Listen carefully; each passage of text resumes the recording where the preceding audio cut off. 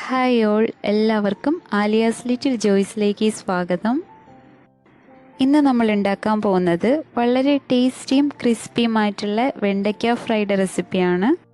വെണ്ടയ്ക്ക ഇഷ്ടമില്ലാത്തവർ പോലും ഇഷ്ടപ്പെട്ടു പോകുന്ന നല്ലൊരു കിഡിലൻ റെസിപ്പിയാണിത്. അപ്പോൾ ഇതിൻ്റെ ഇൻഗ്രീഡിയൻസ് എന്തൊക്കെയാണെന്ന് നോക്കാം. അപ്പോൾ ഞാനിതിന് വേണ്ടി 10 വെണ്ടയ്ക്കയാണ് എടുത്തിട്ടുള്ളത്. വെണ്ടയ്ക്കയുടെ 2 സൈഡും കട്ട് ചെയ്തിട്ട് ഓരോ വെണ്ടയ്ക്കയും 3 മുറിക്കുക. ഇനി നമ്മൾ ഓരോ വെണ്ടയ്ക്കയും ഇങ്ങനെ 2 സ്ലിറ്റ് ചെയ്തിട്ട് അതിനെ പിന്നെയും 2 സ്ലിറ്റ് ചെയ്യുക. ഇങ്ങനെ നമ്മൾ 10 കൂടെ നന്നായിട്ട് കട്ട് ചെയ്ത് വെക്കണം. അതുപോലെ വെണ്ടയ്ക്ക കട്ട് ചെയ്യുന്നതിന് മുമ്പ് തന്നെ നന്നായിട്ട് കഴുകി വൃത്തിയാക്കിയതിന് ശേഷം വെള്ളമൊക്കെ ഒന്ന് തോർത്തിയെടുത്തിട്ട് വേണം കട്ട് ചെയ്യാനായിട്ട്. ഇങ്ങനെ ചെയ്യുമ്പോൾ വെണ്ടയ്ക്കയുടെ വഴുവഴുപ്പ് മാറിക്കിട്ടും. ഇനി വെണ്ടയ്ക്ക ഫ്രൈ ചെയ്യാനുള്ള കൂട്ട് തയ്യാറാക്കാം. ഇതിന് വേണ്ടിയിട്ട് ഒരു ബൗളിൽ 2 ടേബിൾ സ്പൂൺ കടലപ്പൊടി, 1 ടേബിൾ സ്പൂൺ അരിപ്പൊടി, 1/2 ടീസ്പൂൺ മുളക് പൊടി, 1/2 ടീസ്പൂൺ മഞ്ഞൾപ്പൊടി, പിന്നെ 1/2 ടീസ്പൂൺ ഗരം മസാല, പിന്നെ ആവശ്യത്തിന് ഉപ്പും കൂടി ചേർത്ത് നന്നായിട്ട് മിക്സ് ചെയ്ത് വെക്കണം. ഇതിലൊട്ടും തന്നെ വെള്ളം ചേർക്കാൻ പാടില്ല. അങ്ങനെ ചെയ്ത് കഴിഞ്ഞാൽ വെണ്ടയ്ക്കയുടെ വഴുവഴുപ്പുണ്ടാവും. അപ്പോൾ നമുക്ക് ക്രിസ്പി ആയിട്ട് ഫ്രൈ ചെയ്തെടുക്കാൻ പറ്റില്ല. അപ്പോൾ നമ്മൾ അരിഞ്ഞു വെച്ചിരിക്കുന്ന വെണ്ടയ്ക്കയ്ക്ക് ഈ പൊടികളിൽ ചേർത്ത് നന്നായിട്ട് മിക്സ് ചെയ്ത് കൊടുക്കണം.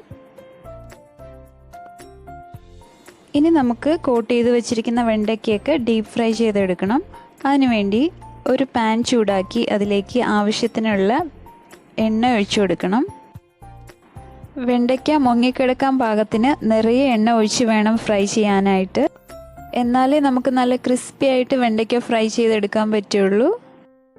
അതുപോലെ എല്ലാം ഒരുമിച്ചിടരുത്, കുറച്ച് 2-3 ബാച്ചസ് ആയിട്ട് ഫ്രൈ ചെയ്തെടുക്കണം. ആദ്യത്തെ 1 മിനിറ്റ് ഹൈ ഫ്ലെയിമിലിട്ട് ഫ്രൈ ചെയ്തെടുക്കണം. ഇടയ്ക്കിടെ ഇളക്കി കൊടുക്കുകയും വേണം. അത് കഴിഞ്ഞിട്ട് ഒരു 2 മിനിറ്റ് സിമ്മിലാക്കി വെച്ചിട്ട് ഫ്രൈ ചെയ്തെടുക്കാം. ഇങ്ങനെ ചെയ്യുമ്പോൾ അകവും പുറവും നന്നായിട്ട് കുക്ക് ചെയ്ത് കിട്ടും.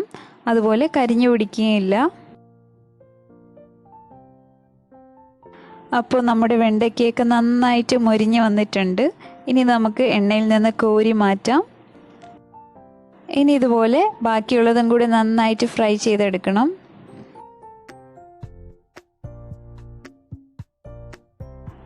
ഡീപ്പ് ഫ്രൈ ചെയ്യേണ്ടെന്നുള്ളവർ എണ്ണ കുറച്ചൊഴിച്ച് ഷാലോ ഫ്രൈ ചെയ്തെടുക്കാം.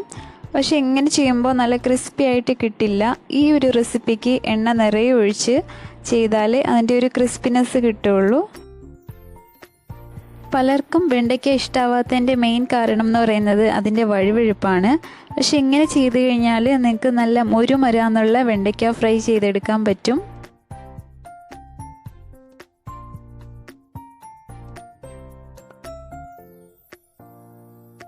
അപ്പോൾ നല്ല സൂപ്പർ ടേസ്റ്റി ആയിട്ടുള്ള ക്രിസ്പി വെണ്ടയ്ക്ക ഫ്രൈ റെഡിയായി കഴിഞ്ഞു. കടലപ്പൊടിയും അരിപ്പൊടിയൊക്കെ ചേർത്ത് കൊടുത്തുകൊണ്ട് തന്നെ വളരെ ക്രിസ്പി ആയിട്ടാവും ഇതിൻ്റെ പുറം ഭാഗം ഉണ്ടാവുക. അതുപോലെ അകത്ത് നല്ല സോഫ്റ്റ് ആയിട്ടുണ്ടാവും. അപ്പോൾ നിങ്ങളെല്ലാവരും ഇതൊന്ന് ട്രൈ ചെയ്ത് നോക്കണം. നിങ്ങൾക്കൊക്കെ ഇഷ്ടമാവുമെന്ന് തന്നെ വിചാരിക്കുന്നു.